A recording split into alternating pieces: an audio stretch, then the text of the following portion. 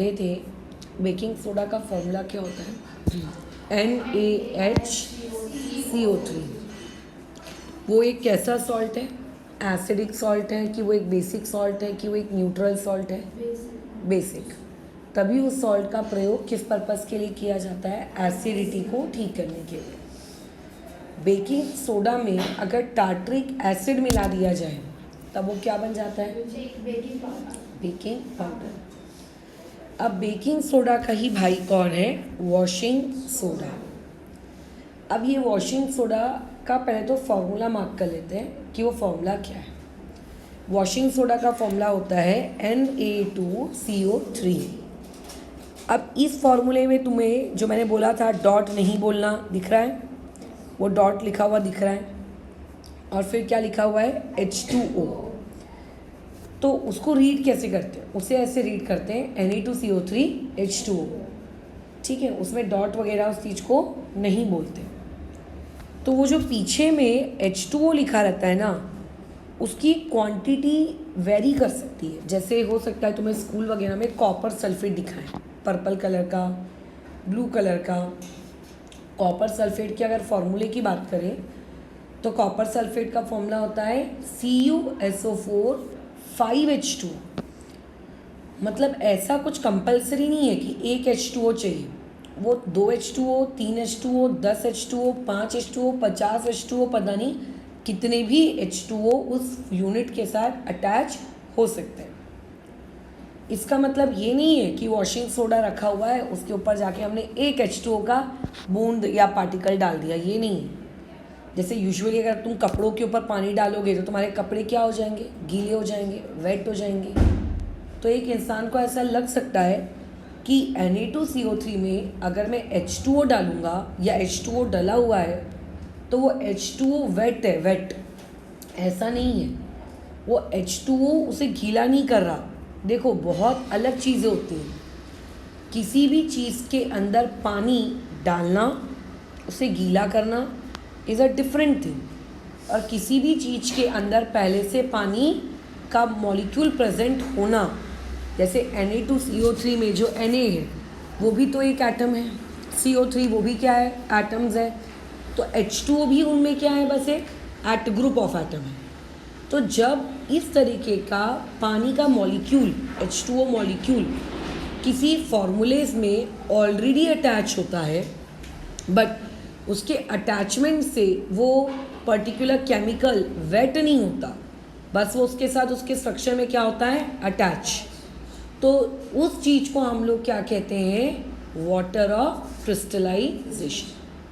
क्या बात भेजे में जा रही है? उस चीज़ को हम लोग क्या कहते हैं? Water of crystallisation. यानी कि वॉशिंग सोडा में जो तुम्हें H2O दिख रहा है उसको मार्क कर लो, वो कौन है? Water of crystallisation. और ये वाटर ऑफ क्रिस्टलाइजेशन आपके अलग अलग केमिकल्स में अलग अलग क्वांटिटी में हो सकते हैं। इस चीज़ को और डिटेल में समझाने के लिए पेज नंबर 154 के टॉप में आ जाओ। आपको कुछ फॉर्मूले दिए हुए हैं जिनमें बोल रहा है कि वाटर ऑफ क्रिस्टलाइजेशन है, जैसे कि पोटैश एलम। क्या फॉर्मूला उसका? K2SO4, फिर Al2SO4 होल थ्राइस 3, और उसमें कितने H2O हैं? 24 H2O हैं उसके पास। मतलब एक फॉर्मूला, एक यूनिट, फॉर्मूले की एक यूनिट से कितने H2O ज्वाइंड है? 24 H2O ज्वाइंड है। क्या एक बार भेजे में जा रही है? तो वहाँ पे उसका वाटर क्रिस्टलाइजेशन कितना है? 24। बोरेक्स Na2B4O7, उसके साथ कितने H2O ज्वाइन दिख रहे हैं तुम्हें? 10 H2। फॉर्मूले ना मार्क करते जाओ, पेपर में अलग से फॉर्मूला वगैरह पूछा जा सकता है। फलाना फलाना केमिकल के नाम, उनका फॉर्मूला, ये ऑलरेडी फॉर्मूला दिया होगा और तुम्हें क्या लिखना होगा? ना। एप्सम सॉल्ट मैग्नीशियम सल्फेट का सॉल्ट है, उसका फॉर्मूला क्या है? MgSO4 7H2O। क्या हुआ, तुम्हें मिल नहीं रहा है? कौन से पेज नंबर पे काम चल रहा है? तो फिर इधर उधर क्यों भटक रहे हो? अच्छा, उसके बाद बेरियम क्लोराइड, उसमें कितना है? BaCl2 2H2O। सोडियम सल्फेट को एक और नाम से जानते हैं, ग्लोबर्स सॉल्ट, Na2SO4 10H2। तो ये जितने भी वहाँ पे मतलब केमिकल के बाद में जो H2O की क्वांटिटीज़ लिखी हैं, इन सारी चीज़ को हम लोग क्या कहते हैं, आप लोगों का वाटर ऑफ क्रिस्टलाइजेशन। जो अलग अलग केमिकल्स में वाटर ऑफ क्रिस्टलाइजेशन की क्वांटिटी क्या हो सकती है, अलग अलग हो सकती है। किसी में 1 होगा, किसी में 24 होगा, किसी में 7 होगा, किसी में 5 होगा, किसी में 10 होगा। बट वो जो क्वांटिटी अटैच होती है पहले से उस स्ट्रक्चर के साथ, ठीक है, जो वाटर यूनिट ऑलरेडी अटैच होते हैं, जिसकी अटैच होने से वो केमिकल गीला या वेट नहीं होता, उस यूनिट्स को हम लोग क्या कहते हैं, वाटर ऑफ क्रिस्टलाइजेशन। तो वैसे ही हमारे वॉशिंग सोडा के पास भी वाटर ऑफ क्रिस्टलाइजेशन है।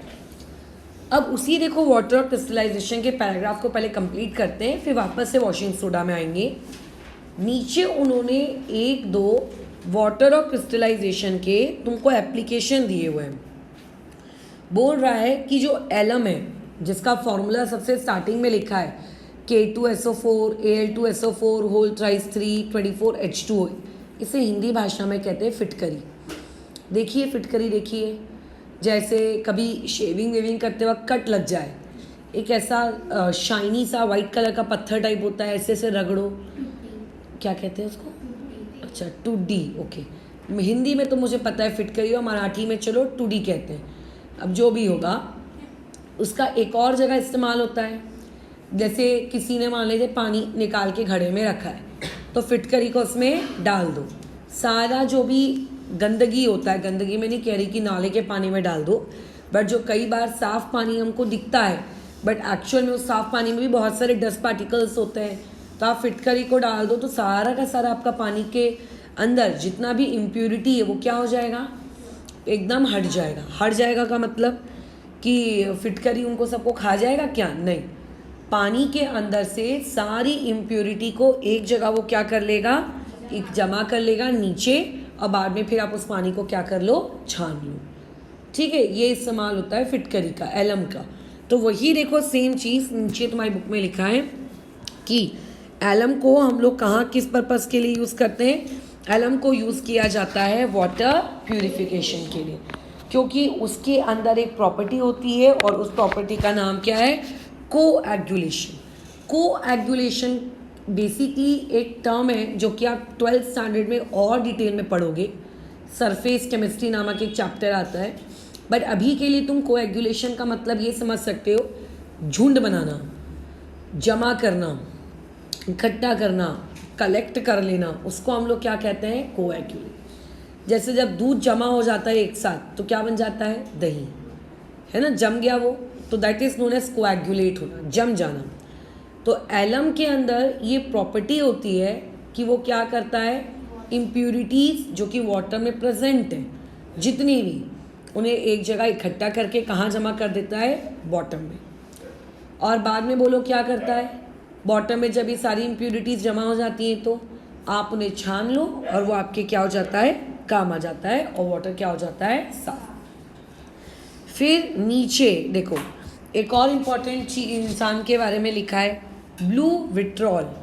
ब्लू विट्रियोल मैंने अभी भी बताया, हो सकता है शायद तुम्हारे स्कूल वाले तुम्हें कॉपर सल्फेट 5H2O स्कूल में दिखाएं, पर्पल कलर का होता है, एकदम सुंदर सा। उसी कॉपर सल्फेट 5H2O को ही हम लोग क्या कहते हैं, ब्लू विट्रियोल। लिख लो, वहाँ फॉर्मूला लिख लो ब्लू विट्रियोल का। ब्लू विट्रियोल का क्या फॉर्मूला है भाई, CuSO4 5H2O। डॉट लगाओगे ज़रूर, लेकिन डॉट वहाँ पे लिखोगे नहीं, ठीक है ना, ध्यान रखना।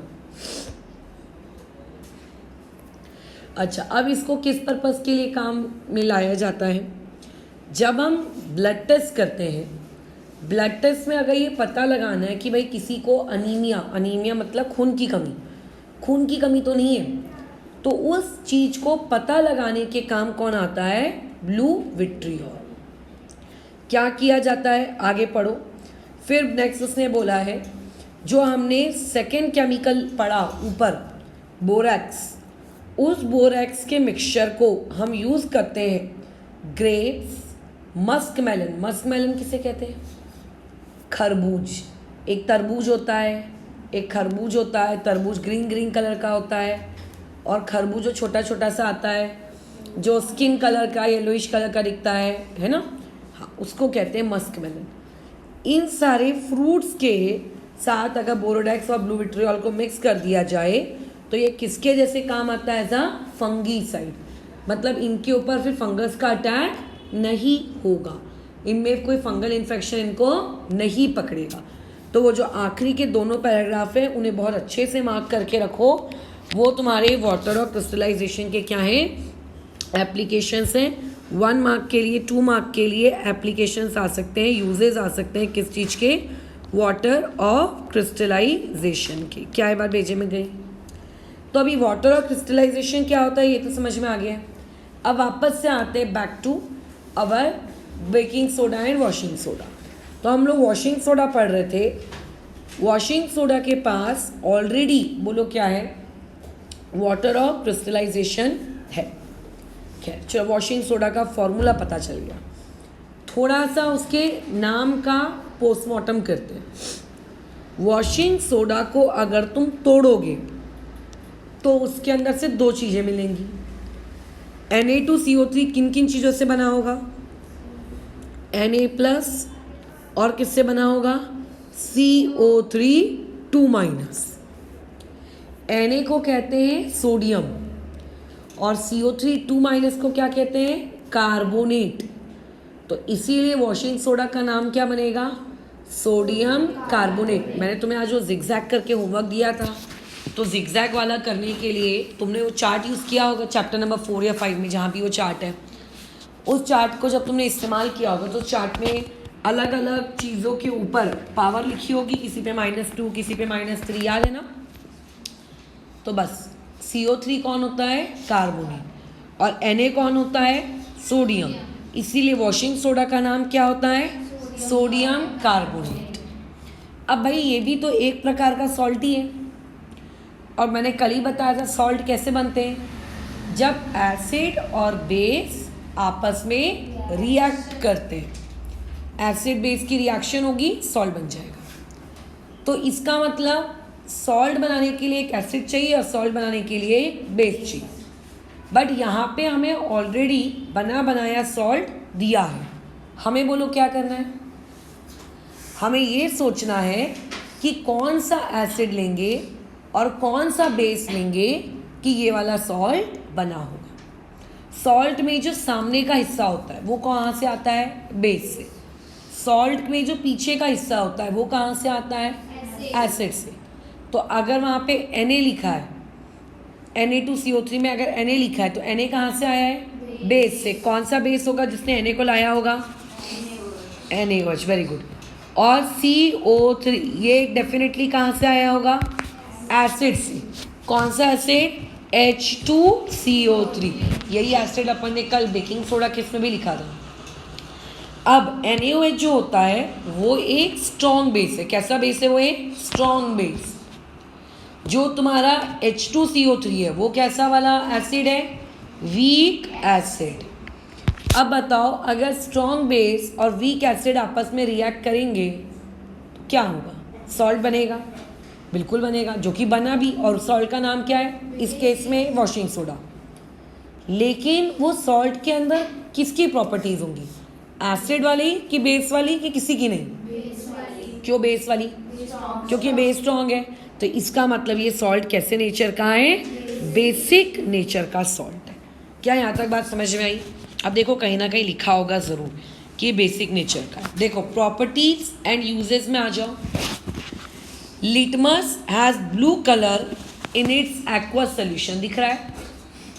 हमने एसिड बेस वाला चैप्टर पढ़ा था, उसमें क्या पढ़ा था कि अगर कोई चीज़ एसिड होती है तो उसमें कौन सा वाला लिटमस पेपर यूज़ करते हैं? ब्लू।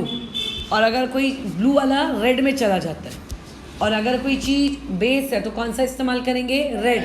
वो कन्वर्ट हो जाएगा किसमें? ब्लू। अब पॉइंट नंबर 2 पढ़ो।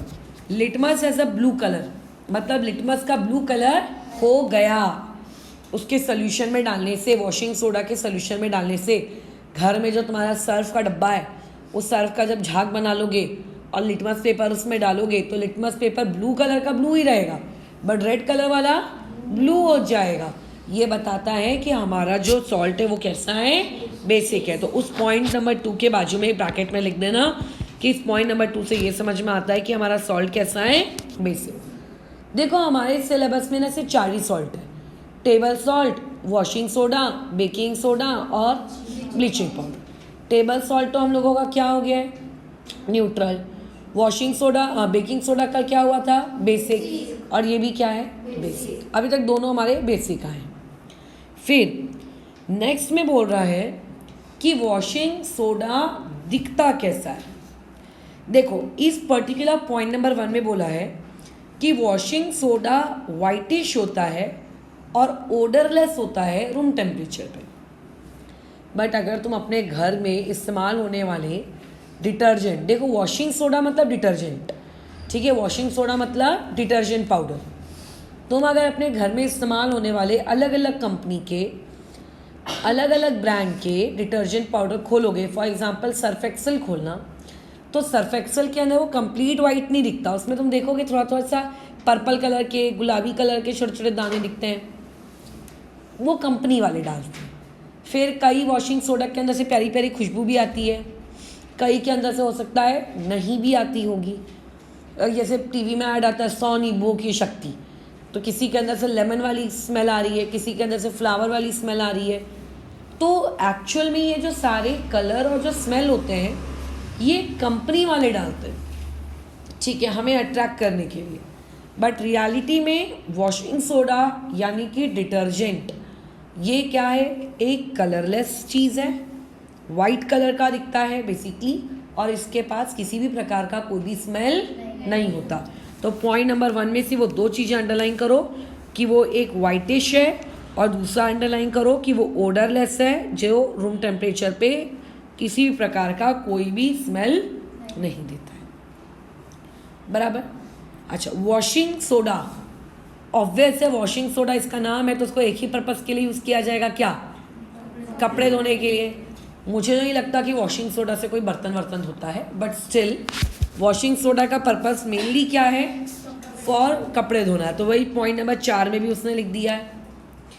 अब लेकिन इसके अलावा भी वॉशिंग सोडा का इस्तेमाल होता है, वो जो पॉइंट नंबर 5 में लिखा है, क्या, कि ग्लास, कांच बनाने वाली इंडस्ट्री और पेपर वाली बनाने वाली इंडस्ट्री और पेट्रोल जब हमारे अर्थ से निकलता है, हमारे अर्थ से कभी पेट्रोल नहीं निकलता, हमारे अर्थ से क्या निकलता है, मिनरल ऑयल, क्रूड ऑयल, कच्चा तेल, उसको रिफाइन करना पड़ता है, उसके अंदर सब मिक्स होता है, petrol, diesel, kerosene, wax, paraffin सब मिक्स होता है।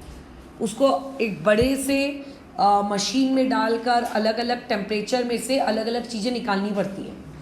अलग टेम्परेचर पे पेट्रोल निकलता है, किसी टेम्परेचर पे डीजल निकलता है, किसी टेम्परेचर पे कुछ निकलता है। तो ऐसे ही जब पेट्रोल निकल जाता है, उस पेट्रोल की रिफाइनिंग करनी होती है कि उसके अंदर कोई भी इम्प्यूरिटी ना रहे, साफ़ हो जाए पेट्रोल। तो उसके लिए किसको इस्तेमाल किया जाता है, वॉशिंग सोडा। तो वॉशिंग सोडा के टोटल हमारे पास कितने एप्लीकेशंस हैं, 4। आखिरी के 2 पॉइंट वॉशिंग सोडा के कौन है, यूजेज हैं। एक तो हो गया कपड़े धोने में, दूसरा हो गया कहाँ यूज़ करते हैं, ग्लास एंड पेपर इंडस्ट्री, 2-3 हो गए। और चौथा point refining of the petrol. Refining का मतलब कि उस केमिकल, उस पेट्रोल के अंदर किसी भी प्रकार की कोई इम्प्यूरिटी या कोई दूसरा केमिकल मिक्स नहीं होना चाहिए, उसको एकदम अच्छे से क्या किया जाए, साफ़ किया जाए। दैट इज़ नोन एज क्या, वो प्योर पेट्रोल होना चाहिए, उसमें और कोई दूसरी चीज़ की मिलावट नहीं होनी चाहिए। That is known as what, refine. एक प्रॉपर्टी ऐसी है जो कि मैंने तुमको अभी नहीं बताई वॉशिंग सोडा की, चलो उसको पढ़ लेते हैं। पॉइंट नंबर 3, वहाँ पे एक बहुत ही फैंसी सा वर्ड लिखा है, हाइग्रोस्कोपिक। अब यह हाइग्रोस्कोपिक क्या है, इसे आप खुद अपने घर पे करके देख सकते हो। हम लोग हमेशा डिटर्जेंट पाउडर को डब्बे में बंद करके रखते हैं। अगर आप डिटर्जेंट पाउडर को प्रॉपरली डब्बे में बंद करके नहीं रखोगे तो क्या हो जाता है, फॉर एग्जाम्पल तुमने डिटर्जेंट पाउडर को यूज़ किया, ऐसे खुला छोड़ दिया। साबुनों को कोई डब्बे में बंद करके रखता है क्या, नहीं, उसको तो खुला छोड़ देते हैं। लेकिन डिटर्जेंट पाउडर को डब्बों में बंद करके रखते हैं। क्या होगा अगर आप नहीं करोगे तो? करके देखना थोड़े से डिटर्जेंट पाउडर के साथ। नहीं घर जाना है, बताओ कौन छोड़ के आएगा? कहीं रास्ते में गिर विर गए तो फिर से, हाँ। तो एक्चुअल में होता क्या है, जैसे नमक का एग्जांपल लेते हैं। कई लोगों के घर में देखना नमक ऊपर से डाल के खाने की आदत होती है। वो ऐसी एक डिब्बी आती है, उसमें छोटा छोटा छेदा होता है, उसमें नमक भर के रखते हैं, ऐसे ऐसे इसको छिड़क छिड़क के लोग खाते हैं। इमेजिन करो किसी ने वो डिब्बी को क्लोज करना भूल गया, उसके छेदे से अंदर क्या चला जाएगा? Air, moisture. हमारी एयर में मॉइस्चर होता है, और वो नमक क्या वापस खाने लायक रहेगा क्या? क्यों, क्या हो जाता है नमक को? थोड़ा सा कड़क कड़क सा हो जाता है। मतलब जो नमक दाने दाने वाला है वो नमक दाने दाने वाला ना रह के क्या हो जाता है? सॉलिड सॉलिड सा, जम सा जाता है। तो ऐसे ही तुम्हारा डिटर्जेंट भी जम जाता है। क्यों जम जाता है? क्योंकि ये लोग हवा के अंदर से जितना भी मॉइस्चर है, जितना भी पानी है, ये उस पानी को क्या कर लेते हैं? एब्जॉर्ब कर लेते हैं। तो अगर कोई भी केमिकल पानी एब्जॉर्ब कर लेता है अपने आप, कहाँ से? एयर से, तो उसको डब्बे में बंद रखना बहुत ज़रूरी है, तो ख़राब हो जाएगा। जैसे देखना बेसन वगैरह भी होता है, अगर उसको प्रॉपरली डब्बे में बंद करके नहीं रखो तो बेसन के बेसन बड़े बड़े देखना वो गठरे गठरे बन जाते हैं, उनको भी डब्बे में बंद करके रखना बहुत ज़रूरी होता है। तो ऐसे मटेरियल जो मॉइस्चर एब्जॉर्ब कर लेते हैं, कहाँ से? एटमॉस्फेयर से, अपने आप खुद ही, उनको हम लोग क्या कहते हैं? हाइग्रोस्कोपिक। मतलब हाइग्रोस्कोपिक का मीनिंग क्या है कि अगर इन्हें एटमॉस्फेयर में खुला छोड़ दिया जाए बिना ढक्कन वक्कन के, तो ये एटमॉस्फेयर की एयर में जितना भी मॉइस्चर है वो खुद क्या कर लेंगे? एब्जॉर्ब। और जो ये प्यारे प्यारे आपको एकदम पाउडर पाउडर फॉर्म में दिख रहे हैं, दाना दाना आपको दिख रहा है, वैसा दिख के क्या हो जाएगा? जम जाएगा, गठरा गठरा इसका जम जाएगा। सो ऐसी चीज़ों को हम लोग क्या कहते हैं? हाइग्रोस्कोपिक। और वॉशिंग सोडा भी हमारा क्या है? हाइग्रोस्कोपिक। इसीलिए वॉशिंग सोडा को डब्बे में क्या किया जाता है? बंद करके रखा जाता है। उसे ऐसा नहीं करते कि पैकेट फाड़ा, थोड़ा सा डिटर्जेंट इस्तेमाल किया और बाकी ऐसे पैकेट को खुला छोड़ दिया। अब जैसे क्या होता है, शैम्पू के पैकेट्स होते हैं। अब कई बार हम लोग शैम्पू का पैकेट खोल तो लेते हैं, बट हमें रियलाइज़ होता है, रे हमें तो इस पर्टिकुलर एक और पैकेट की रिक्वायरमेंट नहीं है, हमारे बाल ऑलरेडी क्लीन हो गए, हमने थोड़ा सा उसको यूज़ किया और बाकी पैकेट को वैसे ही खुला रख देते कि अगली बार नेक्स्ट टाइम हम यूज़ करेंगे। हमें इस बात का डर रहता है कि अंदर भरा हुआ शैम्पू जम जाएगा, समथिंग कुछ ऐसा हो जाएगा। नहीं, हम उसे ईजिली खुला छोड़ देते हैं। अगर तुम यही चीज़ डिटर्जेंट के साथ करने की कोशिश करोगे, 2 या दिन बाद जाके देखना डिटर्जेंट पूरा क्या हो जाएगा? जम जाएगा। तो ये प्रॉपर्टी को हम लोग क्या कहते हैं? हाइग्रोस्कोपिक। क्या यहाँ तक बातें समझ में आई? अब आगे नीचे बोल रहा है कि Na2CO3 और H2SO4 के बीच में रिएक्शन लिखो। याद करो, एक दिन मैंने तुम्हें रिएक्शन लिखवाना सिखाया था। हर केमिकल को तोड़ दो, फिर क्रिस क्रॉस करो। कल वो रिवाइज करके आना, ठीक है? जब तुम रिवाइज करके आओगे तो कल हम पेज नंबर 153 के बॉटम की ये रिएक्शन लिखेंगे। ये रिएक्शन इजीली लिखी जा सकती है, इसको रट्टा मारने की आवश्यकता नहीं। सिमिलरली अभी हमें कार्बन वाला चैप्टर भी पढ़ना है, उसमें भी 2 जगह रिएक्शन लिखने को आएगी। तो इसीलिए आज घर जाने के बाद अपनी नोट्स कॉपी खोलना और वो पुरानी रिएक्शंस को क्या कर लेना? रिवाइज, ताकि जब हम लोग कार्बन वाली जिस दिन रिएक्शन पढ़ना सीखेंगे उस दिन हम ये भी पढ़ लेंगे, ठीक है? और आगे प्रवचन, ये ब्लू डब्बे के ऊपर में क्या लिखा है? अभी ब्लू डब्बे के ऊपर में ये प्रवचन में क्या लिखा है? ब्लू डब्बे के ऊपर वाला प्रवचन ये बताता है, पुराने ज़माने में डिटर्जेंट नामक चीज़ नहीं थी। पुराना मतलब बहुत पुराना ज़माना। पहले एक ही चीज़ हुआ करती थी, बोलो क्या? साबुन, नहाने का साबुन, कपड़े धोने का साबुन, बस। फिर डिटर्जेंट मार्केट में क्यों आया? क्यों इस्तेमाल करते हैं हम लोग घर में? क्यों इस्तेमाल करते हैं? भाई साबुन से भी तो कपड़ा धुल रहा है, डिटर्जेंट से धोने की क्या नीड है? अब जैसे यूजुअली मेरे कपड़े साफ़ रहते हैं, तो मेरी अगर कभी मुझे धोना है, मेरी मम्मी को धोना है, तो हमें ज़्यादा तकलीफ नहीं होती, थोड़ा सा साबुन रगड़ा, क्लीन हो गए, अलग हट गए। मेरे पापा के कपड़े एक्सट्रीमली गंदे होते हैं, फैक्ट्री का ऑयल, गंदगी, डर्ट, पता नहीं क्या क्या क्या क्या चीज़ें लगी होती हैं।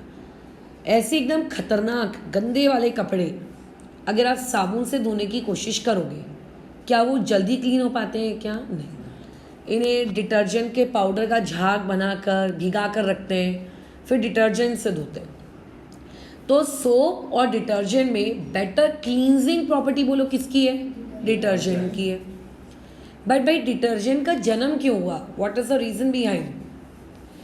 हमारे ग्राउंड वाटर में, अंडरग्राउंड वाटर जो रिजर्व्स हैं, चाहे कुएं का पानी हो, बोरवेल का पानी हो, कोई भी पानी हो जो धरती के अंदर से आ रहा है, ये दो प्रकार का होता है। एक को कहते हैं सॉफ्ट वाटर, एक को कहते हैं हार्ड वाटर।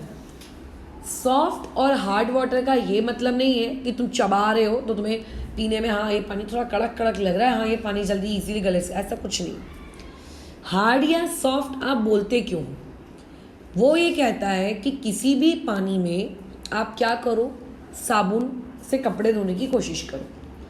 अगर उस पानी में साबुन लगाते बराबर कपड़ा नॉर्मल ही होना चाहिए, मतलब क्लीन कपड़ा, मतलब ऐसा भी नहीं कि बहुत धूल मिट्टी वाला है, भाई साफ़ ही नहीं हो रहा है, नॉर्मल कपड़े गंदे, जैसे नॉर्मल तुम्हारे जो स्कूल के कपड़े हैं, नॉर्मल कपड़े, नॉर्मल कपड़ों को आप उस पानी से धो। अगर साबुन लगाने पर उस पानी में झाग बन गया, इजीली, झाग समझता है?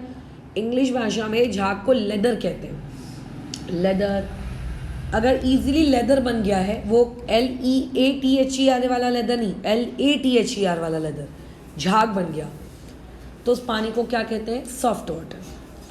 तुम साबुन लगाए जा रहे हो, लगाए जा रहे हो, लगाए जा रहे हो, बट झाग जितना बनना चाहिए बन ही नहीं रहा। तुम्हें क्या लगेगा, यार मेरा कपड़ा ज़्यादा गंदा है क्या? नहीं, तुम्हारा कपड़ा तो लेकिन साफ़ है, बट स्टिल झाग ही नहीं बन रहा, झाग ही नहीं बन रहा।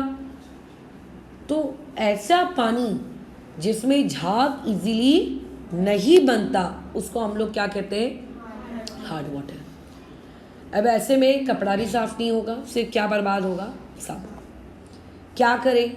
इस हार्ड वाटर में तो बड़ी दिक्कत हो रही है, और किसी को पता थोड़ा ना रहता है कि वो व्यक्ति जहाँ रह रहा है उसके घर का पानी हार्ड है कि सॉफ्ट है, कि उसके हिसाब से प्लॉट लेके रहना शुरू करेगा।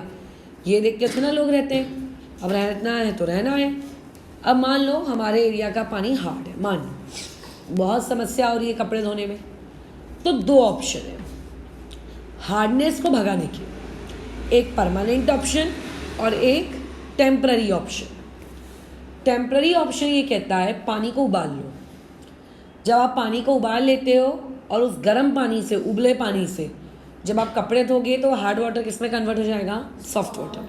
देखिए क्या लगता है, पानी को उबाल के फिर उससे कपड़े धो पाना प्रैक्टिकली पॉसिबल लगता है?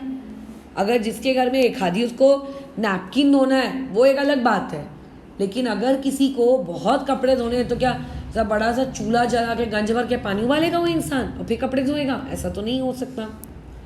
तो ऐसे में मार्केट में ऐसे प्रोडक्ट की रिक्वायरमेंट थी जो पानी को बिना उबाले, बोलो क्या कर दें, हार्ड वाटर को किस में कन्वर्ट कर दें? सॉफ्ट वाटर में। और उस प्रोडक्ट को हम लोग क्या कहते हैं? Washing soda. मतलब वॉशिंग सोडा यानी कि डिटर्जेंट मार्केट में आया ही क्यों? क्योंकि हार्डनेस की वजह से क्लीनिंग प्रॉपर्टी क्या हो रही थी? कम। साबुन क्या हो रहा था? वेस्ट। तो ऐसे में उसका सल्यूशन ढूंढने के लिए कौन आया? Washing soda. जब आप इसको पानी में डिज़ोल्व करते हो, जब आप इसका झाग बनाते हो, तो यह हार्ड वाटर को किस में कन्वर्ट कर देता है? सॉफ्ट वाटर में कन्वर्ट कर देता है। तो यही चीज़ तुम्हारे ऊपर, वो ब्लू डब्बे के ऊपर एक को लिखी हुई है, जो सेकंड पैराग्राफ है, प्रोसीजर के नीचे वाला पैराग्राफ, वहाँ पर आ जाओ। वो पैराग्राफ बोल रहा है कि कुएं या किसी भी अदर ग्राउंड वाटर से निकलने वाला सोर्स आपका क्या हो जाएगा? हार्ड वाटर आपका कन्वर्ट हो जाएगा किस चीज़ में? बोलो, सॉफ्ट वाटर में। जब हम उसमें क्या ऐड करेंगे? Washing soda. तो एक तरीके से वॉशिंग सोडा की ये एप्लीकेशन हो गई कि यह हार्ड वाटर को किस में कन्वर्ट कर देता है? सॉफ्ट वाटर में कन्वर्ट कर देता है। क्या ये मेरी बातचीत समझ में आ रही है ना? और जल्दी झाग बन जाता है। लेकिन द पॉइंट इज, मेरे एरिया का पानी हार्ड है, तुम्हारे एरिया का पानी सॉफ्ट है, ऐसा क्यों? What is the reason? भाई पानी तो पानी होना चाहिए, हार्ड सॉफ्ट का क्या मतलब? अब देखो, जैसे टीवीज़ में, यूट्यूब के शॉर्ट्स में क्या दिखाते हैं, एक इंसान किसी फलाना रेस्टोरेंट में गए, या फिर तुम खुद भी जाओ, पीछे देखना उनके मेनू कार्ड में लिखा रहता है प्लेन वाटर, मिनरल वाटर और एक और कुछ लिखा रहता है, याद तो नहीं आ रहा। अच्छा, 2 पानी के मेरे को ऑप्शन पता है, रेस्टोरेंट वालों के मेनू कार्ड में होते हैं। एक होता है प्लेन वाटर, जैसा जो नॉर्मल अपन पी लेते हैं। एक उन लोगों के अकॉर्डिंग एक बड़ा ही हाई फाई वाटर होता है, मिनरल वाटर। और एक वाटर को मैं जानती हूँ जो पीते नहीं है, ये केमिकल लैब में उसका इस्तेमाल किया जाता है, डिस्टिल्ड वाटर। अब भाई ये मिनरल वाटर और डिस्टिल्ड वाटर में अंतर क्या है? धरती के अंदर रॉक्स हैं, हर रॉक के अंदर अलग अलग प्रकार के क्या मौजूद होते हैं? मिनरल्स मौजूद होते हैं, अलग अलग प्रकार के सॉल्ट मौजूद होते हैं। अब अगर पानी धरती के अंदर है तो वो रॉक्स के संपर्क में होगा, और रॉक्स के मिनरल्स निकल के वो लोग किस में आ रहे होंगे? पानी में आ रहे होंगे। जब हम वो पानी पीते हैं तो हम सिर्फ पानी नहीं पीते, उस पानी के साथ साथ के मिनरल्स को भी पीते हैं, ठीक है। तो हमारे अर्थ में कई बार ऐसे सॉल्ट्स होते हैं, ऐसी चीज़ें होती हैं जो पानी के साथ अगर डिज़ोल्व हो जाए ना, तो उनके डिज़ोल्व होने से पानी क्या बन जाता है? हार्ड। अब वो कौन सी चीज़ है? तो बुक में उसी पैराग्राफ के नीचे अंडरलाइन करो, 3rd लाइन में अंडरलाइन करना कि अगर हमारे पास हमारे पानी में कैल्शियम और मैग्नीशियम के क्लोराइड और सल्फेट्स होते हैं, मतलब कैल्शियम और क्लोराइड का फॉर्मूला बनाओ क्रिस क्रॉस करके, क्या बन जाएगा? Calcium chloride. मैग्नीशियम और सल्फेट का फॉर्मूला बनाओ क्रिस क्रॉस करके, क्या बन जाएगा? Magnesium sulphate. अगर कैल्शियम और मैग्नीशियम के क्लोराइड और सल्फेट अगर हमारे पानी में जाके मिक्स हो जाएं, तो ऐसे लोगों की वजह से हमारा पानी क्या बन जाता है? हार्ड बन जाता है। उसको अंडरलाइन करो, वहाँ से क्वेश्चन आ सकता है, वाई वाटर बिकम्स हार्ड। अरे कौन सा पेज चल रहा था, एक बार फिर से बताना मुझे। 153।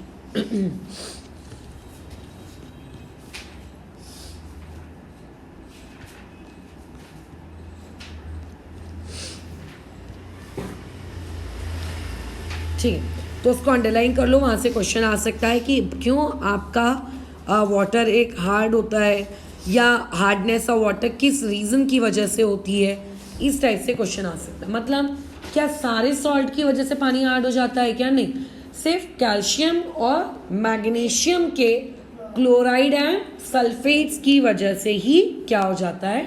हार्ड होता है। क्या ये बात भेजे में गई? अब हमारा डिटर्जेंट क्या करता है? जब हम ऐसे हार्ड वाटर में डिटर्जेंट डालते हैं तो डिटर्जेंट अंदर जाने के बाद करता क्या है? तो नीचे एक रिएक्शन दी है, मैं रिएक्शन अभी ओरली बता ज़रूर देती हूँ। कल मैंने तुमसे कहा है कि रिएक्शन रिवाइज करके लेकर आना। जब तुम रिवाइज करके लेकर आओगे तो ये रिएक्शन तुम्हें रट्टा मारने की नीड नहीं पड़ेगी, इसका प्रोडक्ट तुम खुद लिख लोगे। तो देखो उस रिएक्शन को पढ़ो जरा। MgCl2, MgCl2 की वजह से पानी बोलो क्या है? हार्ड। मतलब हार्डनेस किसकी वजह से है? मैग्नीशियम के क्लोराइड की वजह से। और इसमें हम लोगों ने क्या डाला? Na2CO3। Na2CO3 यानी कि वॉशिंग सोडा। जब उन दोनों को हमने मिक्स किया तो दोनों के बीच में रिएक्शन हुई और क्या बना? MgCO3 और NaCl, ठीक है। और जैसे ही NaCl या MgCO3 बना, ये MgCO3 और NaCl क्या हो गए? पानी में डिज़ोल्व हो गए और पानी में तुरंत क्या बन गया? झाग बन गया। मतलब Na2CO3 को हमने जैसे ही डाला उसने MgCl2 को क्या कर दिया? डिस्ट्रॉय कर दिया। MgCl2 को किस में कन्वर्ट कर दिया? MgCO3 में। और MgCO3 सॉफ्ट वाटर में, और वो पानी क्या बन गया?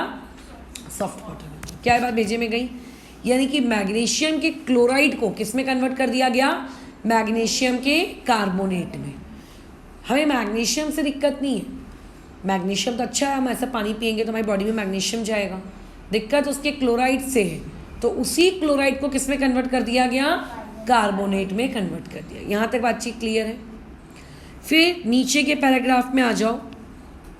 नीचे का पैराग्राफ में ओरली समझा देती हूँ, वो थोड़ा उसने ज़्यादा फैंसी तरीके से समझाने की कोशिश की है। वाटर ऑफ क्रिस्टलाइजेशन के बारे में अभी अभी हम लोगों ने पढ़ा कि कई बार मॉलिक्यूल्स में ऑलरेडी वाटर की यूनिट्स क्या होती हैं? अटैच होती हैं। कितनी यूनिट्स अटैच होती हैं इस बारे में तो नहीं बोल सकते, बट अटैच होती हैं। अगर मान लेते हैं ऐसे किसी पाउडर को जिसके पास ऑलरेडी क्या है बोलो, वाटर ऑफ क्रिस्टलाइजेशन है, तुम उसको हीट करना शुरू कर दिए, गर्म कर रहे हो, तो तुम्हारे हीट करने से वाटर ऑफ क्रिस्टलाइजेशन क्या हो जाता है, गायब।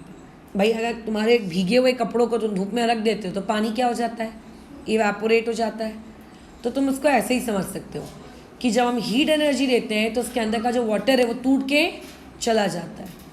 और यही चीज़ देखो उसने नीचे बताई है, पढ़ो कि एक्चुअल में वॉशिंग सोडा का फॉर्मूला क्या है, Na2CO3 10H2O, मतलब उसके पास कितनी वाटर क्रिस्टलाइजेशन है, 10। जब मैं उसको हीट करूँगी तो हीट करने की वजह से उसके अंदर के 9H2O क्या हो जाएंगे, भाग जाएंगे, 9H2O चले गए और उसके पास कितने H2O बच जाएंगे, एक। उस एक बचे हुए Na2CO3, उस Na2CO3 के साथ एक बचे हुए H2O को ही हम लोग क्या कहते हैं, वॉशिंग सोडा कहते हैं। मतलब 10H2O के साथ वॉशिंग सोडा कहते हैं कि 9H2O के साथ, कि 9H2O के जाने के बाद, 9H2O के जाने के बाद उस चीज़ को क्या कहा जाता है, वॉशिंग सोडा। क्या यहाँ तक क्लियर है चीज़, एक बार देख लो। वॉशिंग सोडा में तुम्हें कोई दिक्कत है तो बताओ, अगर दिक्कत नहीं है तो पेज नंबर 154 में आ जाओ, सोप वाले टॉपिक को पढ़ेंगे पहले। एक बार फटाफट देख लो ऊपर ऊपर से, कोई दिक्कत है क्या। दृश्य, तुम्हें पता है जाते वक्त धनश्री कॉल क्यों कर रही थी?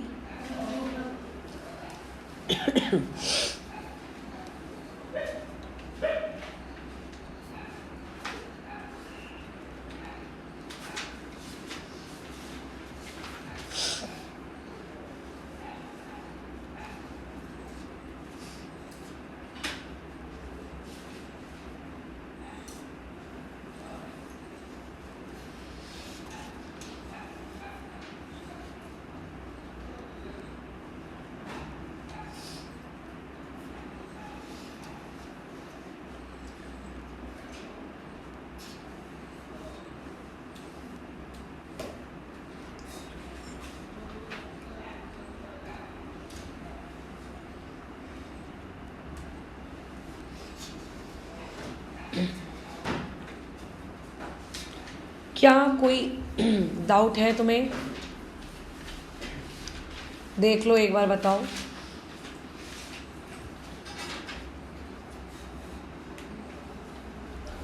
नहीं है तो फिर अपन आगे कंटिन्यू करें सोप में। चलो आ जाओ भाई, सोप में आ जाओ फटाफट। सोप वाले टॉपिक में तुम्हें बताया है उसने कि तुम्हारे पास कितने टाइप के सोप होते हैं, 2। ये तो दुनिया में हर किसी को पता है, नहाने वाला साबुन और कपड़े धोने वाला साबुन, है ना। उसने दोनों चीज़ों को बोला है। अब भाई सोप बनता कैसे, इसके बारे में आप थोड़ा बहुत 10th क्लास में पढ़ोगे। 10th क्लास में एक टॉपिक आता है कार्बन कंपाउंड्स। अगेन अभी तो है तुम्हें कार्बन कंपाउंड, 10th में भी आएगा। उसमें आप सोप के बारे में बस थोड़ा थोड़ा पढ़ोगे, थोड़ा थोड़ा ऊपर ऊपर से। उसके बारे में आप ज़्यादा डिटेल में पढ़ते हो 12th क्लास की केमिस्ट्री में। तो अभी फ़िलहाल के लिए हमारी बुक में जितनी जानकारी है उस जानकारी को पढ़ते हैं। क्या बोल रहा है हमारी बुक वाली जानकारी को, कि अगर आपके पास कोई ऑयल है या एनिमल फैट, एनिमल फैट का ये मतलब नहीं होता कि एनिमल को मार कर उसका फैट निकालना है, वैसा नहीं। उसका जो भी उसकी बॉडी के अंदर से घी वगैरह ऑब्टेन होता है उसकी बात की जा रही है। एनिमल है या फिर अगर आपके पास एनिमल का फैट है और अगर आप उसको सोडियम हाइड्रोक्साइड या फिर पोटेशियम हाइड्रोक्साइड, सोडियम हाइड्रोक्साइड का फॉर्मूला क्या होगा, KOH, और पोटेशियम हाइड्रोक्साइड का फॉर्मूला क्या होगा, NaOH। पोटेशियम मतलब K और सोडियम मतलब Na। और अगर आप इन दोनों को उबालोगे आपस में तो जब जाके वहाँ से क्या बनेगा, सॉल्ट बनेगा। किस चीज़ का सॉल्ट, कार्बोऑक्सैलिक एसिड का। ये जो कार्बोऑक्सैलिक एसिड का सॉल्ट बनता है, इसी सॉल्ट को हम लोग क्या कहते हैं, सोप कहते हैं। मैडम कैसे रिएक्शन हुई, कैसे सोप हुआ, कैसे प्रोडक्ट बना, ये सब 10th क्लास में है। अभी आपकी बुक में सोप क्या होते हैं बस उस बारे में लिखा है कि फैट को जब आप बॉईल करते हो NaOH या फिर KOH के साथ तो सॉल्ट बन जाते हैं। बोलो किस चीज़ के? कार्बोक्सिलिक एसिड के। इसी चीज़ को हम लोग क्या कहते हैं? सोप कहते हैं, बस और कुछ नहीं। अब आगे देखो क्या लिखा है कि जब हम सोप को हार्ड वाटर के साथ मिक्स करते हैं तो हार्ड वाटर में बोलो क्या होता है? कैल्शियम और मैग्नीशियम का क्लोराइड एंड सल्फेट। अब ये कैल्शियम और क्लोराइड के जो सल्फेट हैं ये बड़े ज़िद्दी हैं कि हम लोग क्या करेंगे कि चाहे कुछ भी हो जाए हम लोग झाग नहीं बनाएंगे।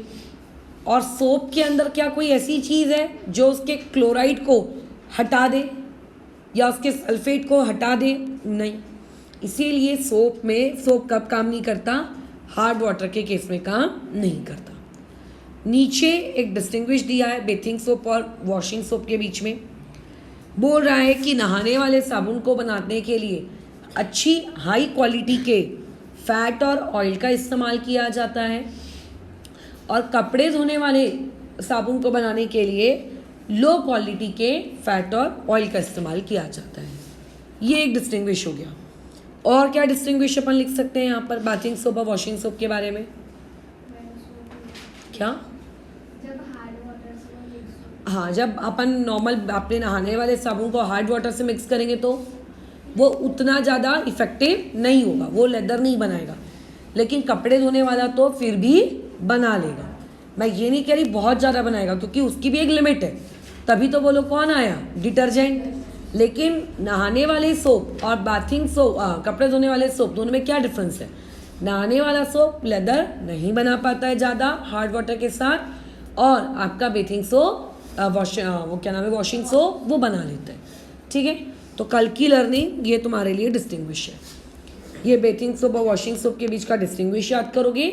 और जो टॉप की लाइन है व्हेन ऑयल से लेकर are called soap, third line तक, वो तुम्हारा क्वेश्चन बन जाएगा किस चीज़ का? डिफाइन सोप का। अब एक बार देख लेते हैं कि अभी आज जितना पढ़ा उसके बेसिस पे तुम पीछे एक्सरसाइज में से क्या क्या लर्न कर सकते हो। तो आ जाओ भाई, पीछे एक्सरसाइज में आ जाओ।